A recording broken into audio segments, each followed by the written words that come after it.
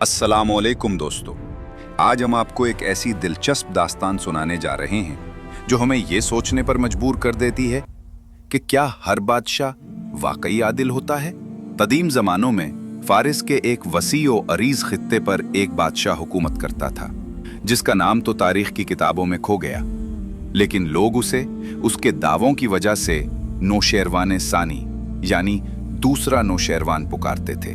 वो खुद को अफसानवी आदिल बादशाह नौशेरवान से कम न समझता था। उसका दारुस सल्तनत आलीशान इमारतों, वसी बागात और बारोनक बाजारों का मरकज था। बादशाह को सबसे ज्यादा फख्र अपने निज़ाम अदल पर था। उसका मानना था कि इसकी सल्तनत में परिंदा भी पर मारने से पहले इंसाफ का सोचता है। उसका वजीर खास याहिया बरमकी हर सुबह दरबार में हाजिर होता और बादशाह की तारीफ में जमीन व आसमान के कुल्लाबे मिलाता। बादशाह सलामत, आपके दौर में शेर और बकरी एक घाट पानी पीते हैं।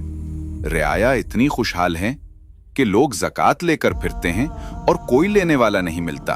बादशाह ये सुनकर खुशी से फूल जाता, लेकिन कभी कभी उसके दिल में एक खलिश सी पैदा होती। क्या याहिया सच कह रहा है या ये सिर्फ दरबारी खुशामद है? क्या इंसाफ वाकई महल्लात से निकलकर गलियों तक पहुंचा है?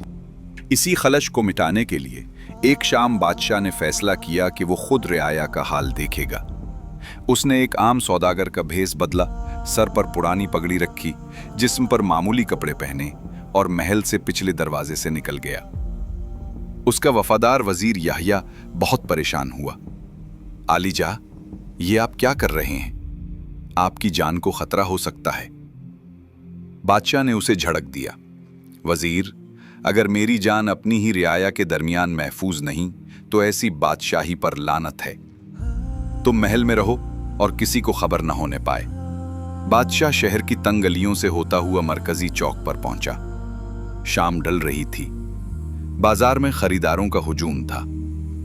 एक तरफ नानबाई की दुकान पर तिलों वाले गर्म नानों की खुशबू थी तो दूसरी तरफ एक हकीम जड़ी बूटियां बेच रहा था। इसी हुजूम में बादशाह ने एक शोर सुना। उसने देखा कि शहर के बदनामे जमाना कसाई कल्लू कसाई की दुकान के सामने कुछ लोग जमा हैं। कल्लू अपने भारी जुस्से, सुर्ख आंखों और हाथ में पकड़ी तेज छुरी की वजह से पूरे बाजार में मशहूर था। लोग उससे उलझने से डरते थे और शहर का कोतवाल पुलिस चीफ भी उससे हफ्ता वसूल करता था, इसलिए उसे किसी का डर ना था। उसके सामने एक गरीब ज़ईफुल उमर कसान खड़ा रो रहा था। उसके कपड़े फटे पुराने थे और पांव में टूटी जूती थी। उसके पास घी का एक बड़ा मिटका था जो अब खाली था। कसान हाथ जोड़कर दहाई दे रहा था। खुदा के वास्ते मुझ पर रहम करो कल्लो भाई, मेरी बेटी की रुखसती सर पर है। मैं गांव से ये खालिस देसी घी लाया था ताकि उसे बेचकर कुछ जहेज का सामान खरीद सकूं। तुमने कहा था कि घी चक्कर पसंद आएगा तो पूरी कीमत दोगे। कल्लो कसाई ने एक तहकाहा लगाया जो उसकी दुकान पर लटके गोश्त के टुकड़ों की तरह ही करिया था। अरे बुढ़े, मैंने चखने को कहा था, तुमने खुद ही सारा मटका मेरे बड़े बर्तन में अंडील दिया। अब भला चखने का कौन सा पैसा होता है? किसान ने रोते हुए कहा, तुमने मेरा हाथ पकड़कर मटका खींचा था। खुदा का खौफ करो, इसमें पूरे 20 सेर घी था। मुझे इसकी कीमत दे दो वरना मैं बर्बाद हो जाऊंगा। कल्लो ने छुरी मेज पर मारी और धाड़ कर बोला, कीमत चाहिए? ये लो। उसने अपनी जेब से 2 तांबे के दिरहम निकालकर किसान की तरफ फेंके।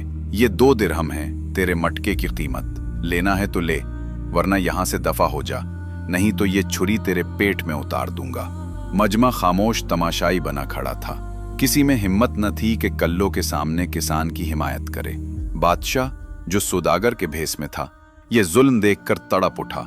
उसका खून जोश मारने लगा। वो आगे बढ़ा और किसान के कंधे पर हाथ रखा। उसने कल्लो से मुखातब होकर कहा, मियाँ कसाई, ये तुम एक गरीब पर सरासर जुल्म कर रहे हो। इसके चेहरे की झुर्रियों और इसकी दाढ़ी का ही लिहाज कर लो। इसके घी की पूरी कीमत अदा करो। कल्लू कसाई ने उस सौदागर को सर से पांव तक गुस्से से देखा। तो कौन है बे? बड़ा आया इंसाफ का ठेकेदार। लगता है इस बुढ़े के साथ मिलकर तू भी मुफ्त की मार खाना चाहता है। चल निकल यहां से, वरना तेरा हशर भी उसी जैसा करूंगा। ये कहकर कल्लो ने बादशाह को धक्का दिया। बादशाह जो इस तरह के सुलूक का आदी न था, लड़खड़ा कर पीछे हटा। एक लम्हे के लिए उसका हाथ अपनी तलवार की नयाम पर गया जो उसने कपड़ों के नीचे छुपा रखी थी। वो चाहता तो एक ही इशारे पर शाही मुहाफिजों को बुला सकता था, लेकिन उसने अपना गुस्सा पी लिया। उसने महसूस किया कि अगर वो आज अपनी शनाख्त जाहिर कर देगा तो वो सच्चाई की तह तक कभी नहीं पहुंच पाएगा। उसने किसान की तरफ देखा जिसकी आंखों में अब मुकम्मल मायूसी थी। बादशाह ने नरमी से कहा, बाबा तुम फिक्र न करो, आज रात तुम मस्जिद में क़याम करो, कल सुबह सवेरे शाही दरबार में पहुंच जाना। अगर इस सल्तनत में इंसाफ नाम की कोई चीज है तो तुम्हें तुम्हारा हक जरूर मिलेगा। किसान ने हैरत से इस अजनबी सौदागर को देखा। कल्लो कस्साई पीछे से हंसा, हाँ हाँ जरूर जाओ दरबार, बादशाह सलामत तो तेरे जैसे भिखारियों के लिए ही बैठे हैं वहां। वो रात बादशाह पर बहुत भारी गुजरी। वो अपने नर्म बिस्तर पर करवटें बदलता रहा। उसकी आंखों के सामने उस गरीब किसान का रोता हुआ चेहरा और कल्लो कस्साई का मुतकब्बिर कहका घूम रहा था। उसे अपने वजीर याहिया की बातों पर शदीद गुस्सा आया। ये है मेरा इंसाफ, ये है मेरी खुशहाल रियाया। अगली सुबह शाही दरबार अपनी पूरी शानो शौकत से सजा हुआ था। वजीर, अमीर और फौजी जर्नैल अपनी अपनी निशिस्तों पर विराजमान थे। बादशाह गुस्से और वकार के मिले जुले तासुर के साथ तख्त पर जलवा अफरोज हुआ। बादशाह ने हुक्म दिया, मरकजी चौक के किसान को पेश किया जाए। किसान कांपता हुआ दरबार में दाखिल हुआ। उसने रात भर रो रो कर दुआएं मांगी थीं। उसे यकीन नहीं आ रहा था कि उसे बादशाह के हुजूर पेश किया जाएगा। फिर बादशाह ने हुक्म दिया, कुल्लो कसाई को फौरन गिरफ्तार करके लाया जाए। 2 सिपाही दौड़े और थोड़ी ही देर में कुल्लो कसाई को जंजीरों में जकड़ कर ले आए। कुल्लो रात भर अपनी फतह का जश्न मनाता रहा था। उसे दरबार में लाया गया तो वो अकड़ कर खड़ा था।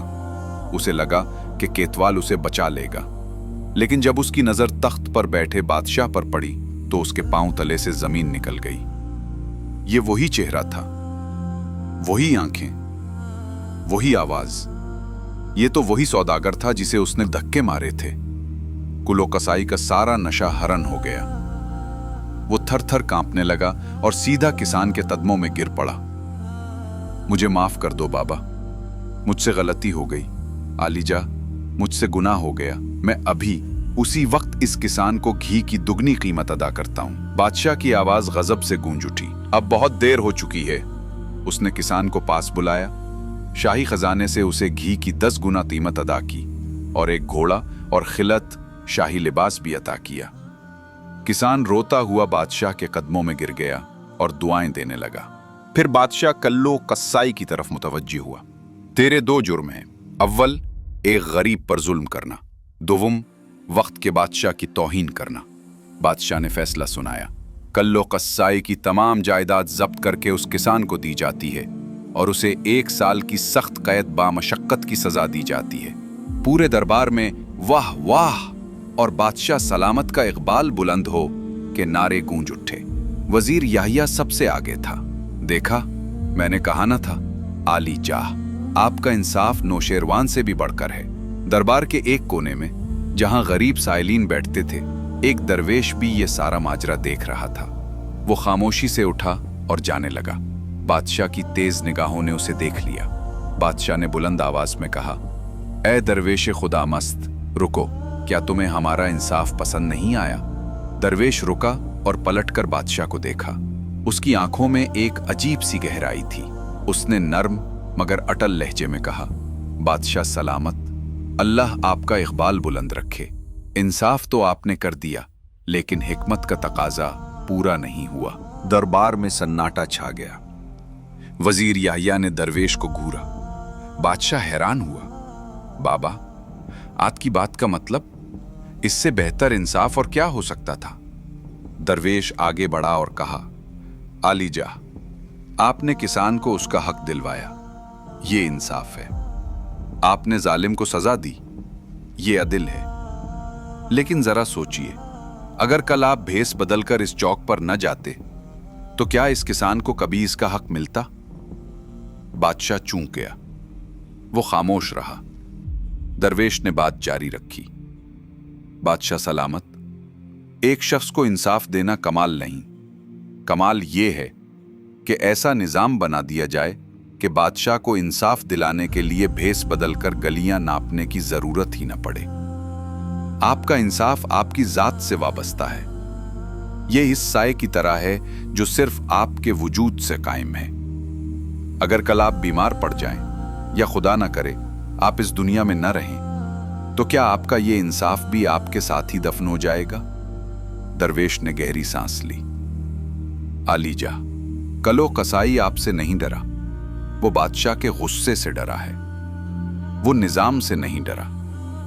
असल कमाल ये है कि कलो कसाई को बादशाह के दरबार में आने से पहले ही शहर के काजी के सामने कांपना चाहिए। कमाल ये है कि आप दरबार में मौजूद न भी हों, तब भी कसाई की हिम्मत न हो कि वो किसान का हक मार सके। दरवेश ने अपनी बात खत्म की। इंसाफ फर्द का मोहताज नहीं, इदारे का मोहताज होना चाहिए। शख्सियत पर मबनी निज़ाम एक दिन खत्म हो जाता है, लेकिन उसूलों पर मबनी निज़ाम सदियों तक कायम रहता है। जाइए, अपनी ज़ात को नहीं, अपने इदारों को मजबूत कीजिए। ये सुनकर बादशाह का सर फख्र के बजाय निदामत से झुक गया। वो तख्त से उतरा, दरवेश के सामने आया और कहा, ऐ अल्लाह के बंदे, तुमने मेरी आंखें खोल दी। मेरा फख्र महज तकब्बुर था, आज तुमने मुझे बादशाहत का असल मतलब सिखा दिया। बादशाह ने वजीर याहिया को बरतरफ कर दिया और उसी दरवेश को अपना मुशीर आला मुकर्रर किया। उसने पहला हुक्म ये जारी किया कि सल्तनत के हर शहर में आज़ाद दारुल अदल अदालतें कायम की जाएं, और काजी को ये इख्तियार दिया कि वो वजीरों, जर्नैलों और यहाँ तक के बादशाह के खानदान का भी एहतसाब कर सके।